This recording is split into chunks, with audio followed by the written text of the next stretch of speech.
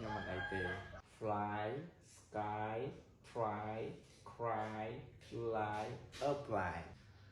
bạn xong chuẩn bị xuống là tầng học này. Hello everybody, how are you today? Bạn ngày nayខ្ញុំបាទ Mr. សំសុធាសូមការអនុញ្ញាតចូលខ្លួនមកបង្រៀនភាសាអង់គ្លេសទៀតហើយបាទ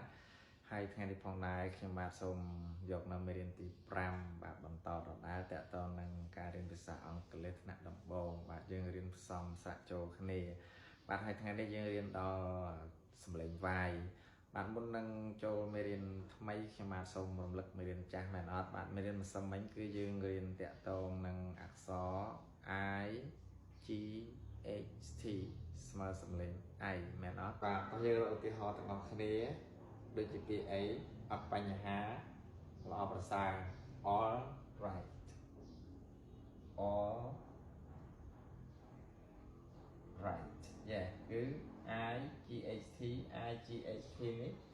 បាទស្មើនឹងសំឡេង I បាទស្មើនឹងសំឡេង I អញ្ចឹងយើងស្មើ all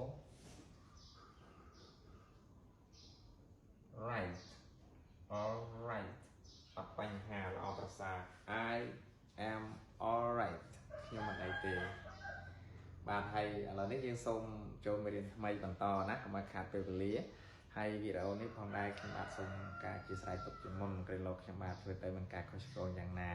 បាទថ្ងៃនេះយើងរៀនសំឡេង Y បាទ Y ស្មើនឹង I បាទអរគុណពិសាផលទាំងអស់គ្នាហោះហើរជិះយន្តហោះ fly ខ្ញុំចង់ជិះយន្តហោះទៅកម្ពុជា I want to fly to Cambodia មេឃផ្ទៃមេឃ sky ផ្ទៃមេឃស្រឡះល្អ the sky is clear ព្យាយាម try ខ្ញុំព្យាយាមរៀនភាសាអង់គ្លេស I try to learn English យំ cry ខ្ញុំព្យាយាមមិនយំទេ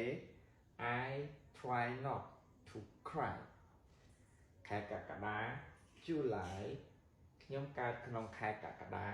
I was born in July ស្នើដាក់ពាក្យ apply ខ្ញុំដាក់ពាក្យធ្វើការ I apply for a job អូខេចឹងខាងនេះកុំភ្លេចយើងរៀនសំឡេង Y ស្មើ I fly sky try